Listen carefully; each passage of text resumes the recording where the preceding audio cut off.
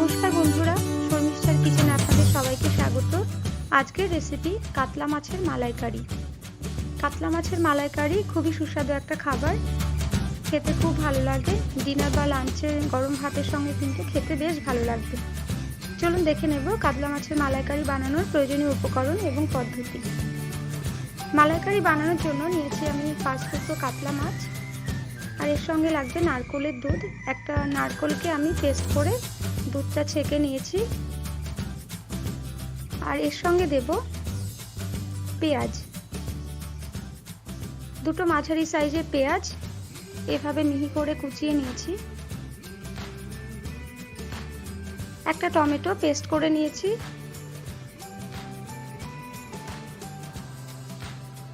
2 চামচ পরিমাণ টক দই,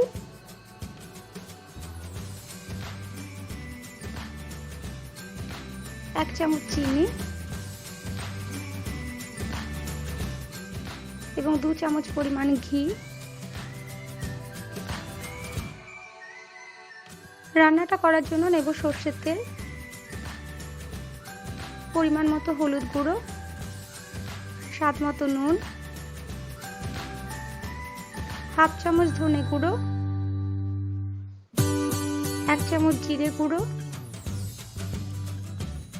1/2 চামচ শুকনো লঙ্কা বাটা, আর এখানে 2 চামচ আদা, কাঁচা লঙ্কা এবং রসুন বাটা। এবার মাছগুলোকে প্রথমে ভেজে নেব।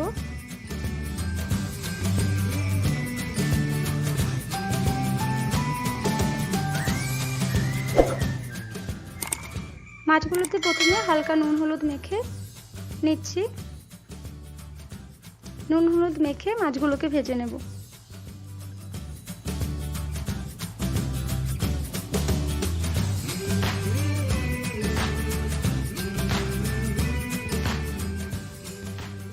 কড়াই গরম করে নিয়েছি, এবার দিয়ে দিচ্ছি সর্ষের তেল।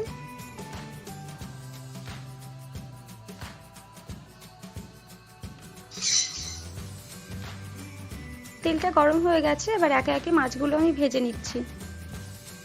মাছগুলো বেশি কড়া করে ভাজা যাবে না, খুব হালকা হালকা লাল করে ভেজে নিলেই হবে।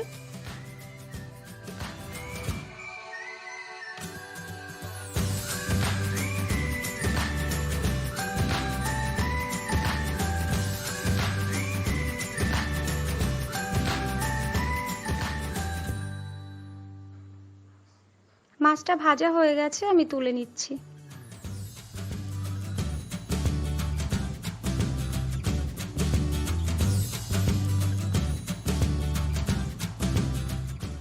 এবার এই তেলটার ভেতরেই দিয়ে দেব 1/2 চামচ পরিমাণ জিরে গুঁড়ো, 2টো এলাচ দানা এবং 2 টুকরো দারচিনি।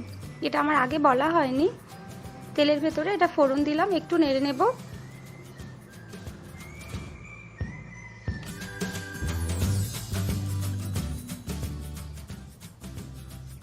মশলাগুলো হালকা ভাজা হয়ে গেলে পেঁয়াজ কুচিটা দিয়ে দেব।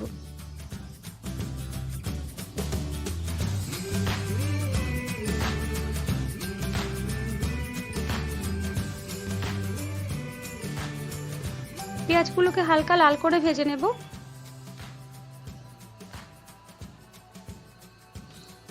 গ্যাস লো থেকে মিডিয়ামে রাখবো। পেঁয়াজটা যতক্ষণ ভাজা হচ্ছে আমি ততক্ষণ মশলার একটা ব্যাটার বানিয়ে নেব। টক দই এবং যে বাটা মশলাগুলো নিয়েছি একসঙ্গে সব মিশিয়ে নেব। আদা রসুনের পেস্ট, শুকনো লঙ্কা বাটা, জিরে গুঁড়ো, ধনে গুঁড়ো, একটু হলুদও দিয়ে দেব।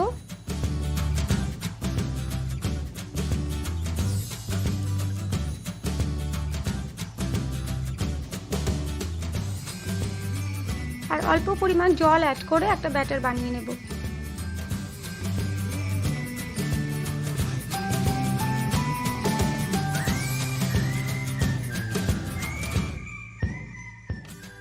আর একটু জল দিয়ে দিচ্ছি।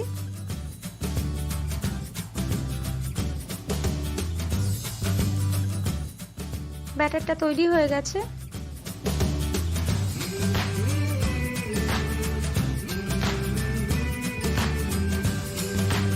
ততক্ষণে আমার পেঁয়াজটাও ভাজা হয়ে গেছে।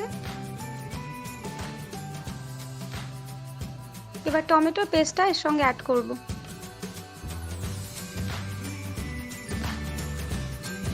ভালো করে মিশিয়ে নেব।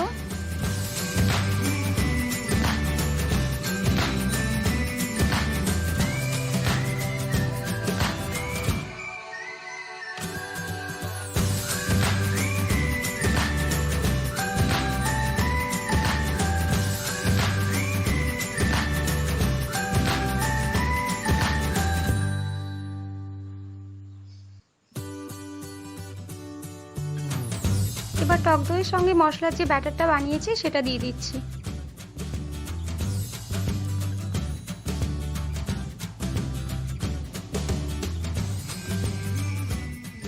খুব ভালো করে মিশিয়ে নেব।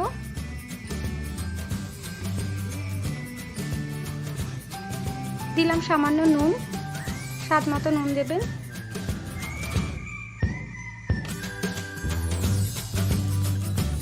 ভালো করে মিশিয়ে নিয়ে 2-3 মিনিটের জন্য ঢেকে রাখবো।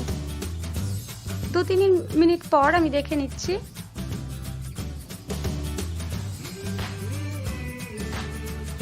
মশলাগুলো কষানো হয়ে গেছে, অনেকটা ভাজা ভাজা হয়ে গেছে। এই সময় নারকেলের দুধটা অ্যাড করব।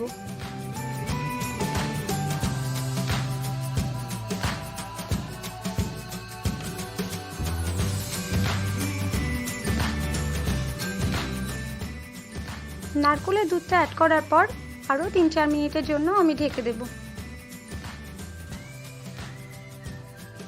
মোটামুটি 4 থেকে 5 মিনিট পর গ্রেভিটা অনেকটা গাঢ় হয়ে গেছে কারিটা। এখন মাছগুলো দিয়ে দিচ্ছি।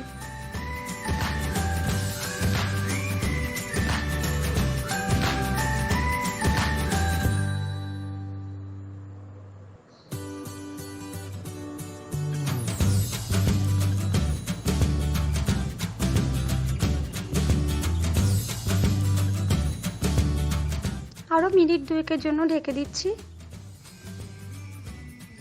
2 থেকে 3 মিনিট পর দেখে নেব।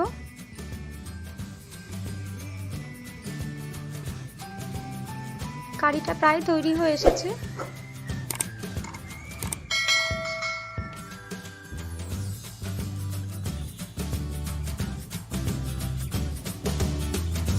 এই সময় দিয়ে দিচ্ছি 1 চামচ পরিমাণ চিনি। চিনিটা একটু মিশিয়ে নেব ভালো করে।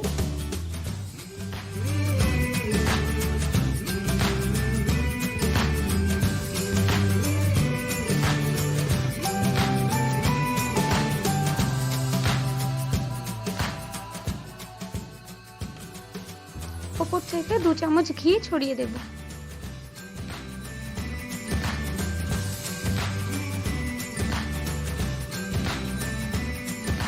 কাতলা মাছের মালাইকারি তৈরি হয়ে গেছে, এবার নামিয়ে নেব।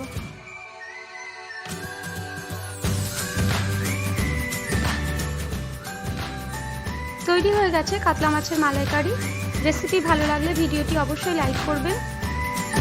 যারা এখনো আমার চ্যানেলটি সাবস্ক্রাইব করেননি তাদের কাছে অনুরোধ, অবশ্যই চ্যানেলটিকে সাবস্ক্রাইব করুন আর সঙ্গে থাকা বেল আইকনটিকে অবশ্যই প্রেস করবেন। সকলে ভালো থাকুন, সুস্থ থাকুন।